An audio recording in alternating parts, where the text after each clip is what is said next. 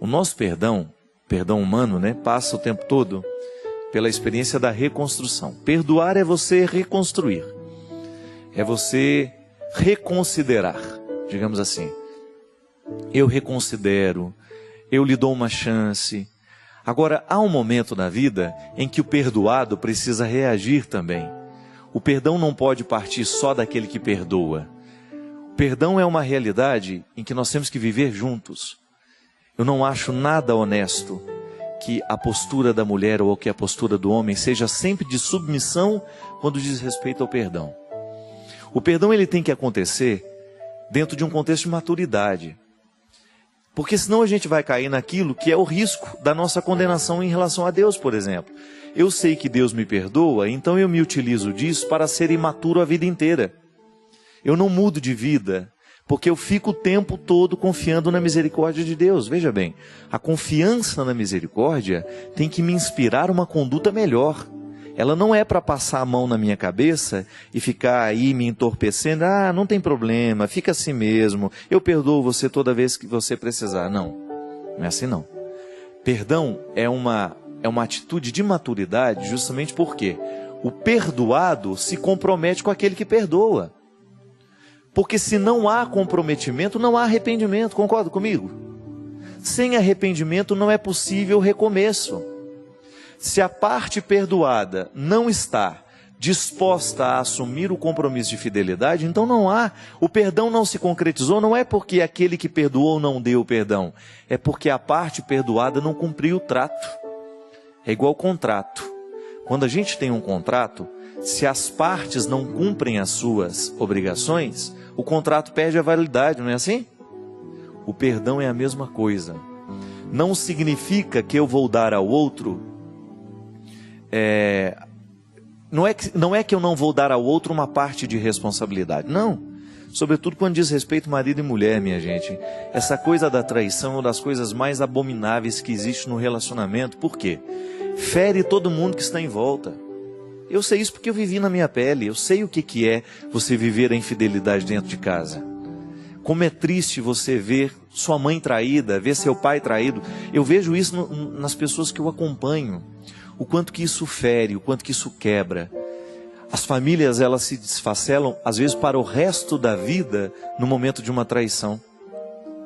E não é porque não perdoam, não, é porque não cumprem o trato de depois manterem a fidelidade, então. Porque senão vira hipocrisia.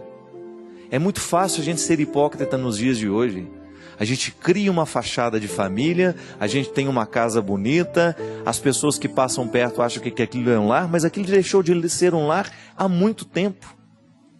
Porque quando existe a traição do pai com o filho, da mãe com o filho, do marido com a mulher, da mulher com o marido, o lar já deixou de ser lar. Virou um alojamento, onde as pessoas dormem na mesma casa, mas não vivem o mesmo contrato. O contrato, o casamento, ele é quebrado toda vez que nós não assumimos a nossa parte. Tanto é que eu não celebro o casamento de ninguém. Eu apenas presido a celebração que os noivos celebram. Eu não estou me casando com ninguém, não. Não falar, foi o padre que celebrou meu casamento. Deus me livre, eu não celebrei casamento de ninguém. Quem casou foi você e ela. Eu apenas presidi a celebração. É diferente. Em nome da igreja, eu reconheci o casamento que vocês estão casando. Então, a partir do momento que este contrato sagrado começa a ser quebrado por causa das traições, nós então temos o desfacelamento deste compromisso. Porque uma vez que a gente não é capaz de cuidar com fidelidade daquilo que nós assumimos, está faltando caráter. Está faltando disposição de ser pai. Agora há pouco eu estava escrevendo um texto que eu precisava terminar, que eu estou com a corda no pescoço para acabar o livro do Chalito. E aí eu estava escrevendo justamente sobre isso, né?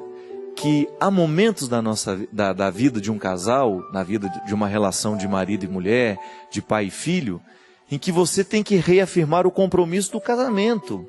Tem que casar todo dia. Tem que ser pai todo dia, tem que ser mãe todo dia. O filho que você pariu há 20 anos atrás, se você não dá a luz a ele hoje de novo, de um novo jeito, de uma nova forma, inspirando-lhe confiança, segurança, esse menino começa a morrer aos poucos. Estava contando uma história, gente, de um garoto que eu conheci. Infelizmente eu o conheci no final da vida dele. Ele morreu com 21 anos de idade. Ele perdeu a mãe aos 17. E a mãe morreu de maneira muito trágica e só restou ele e o pai. Com 2 meses do falecimento da mãe, o pai já havia arrumado outra mulher. Substituiu de maneira muito simples. E esse menino, ele não tinha com quem chorar a dor dele.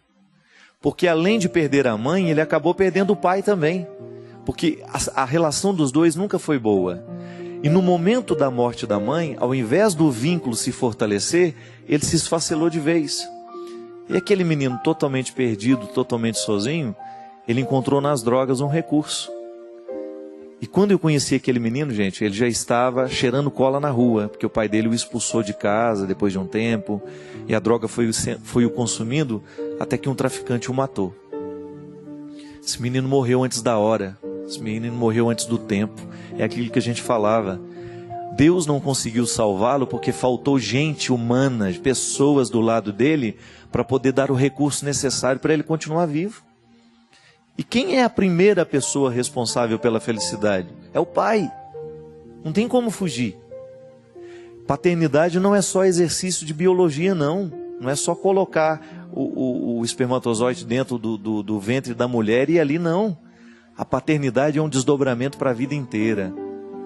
E aquele pai que não foi capaz de viver da morte da mulher, de respeitar o processo do filho, já com 2 meses trazendo uma estranha para dentro de casa, ele começou a sepultar o filho. O menino não tinha com quem desabafar a tristeza. Ele não tinha com quem chorar a morte da mãe. Os pais, os avós moravam todos distantes e ele ficou sozinho com o pai. E é muito triste a gente perceber que às vezes...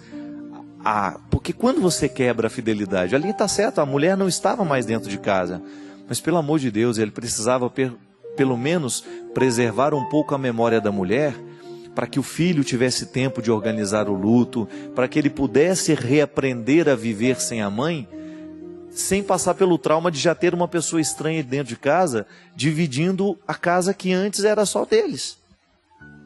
Essa fidelidade, sabe, quando ela é quebrada, nós causamos um estrago terrível no coração dos nossos filhos.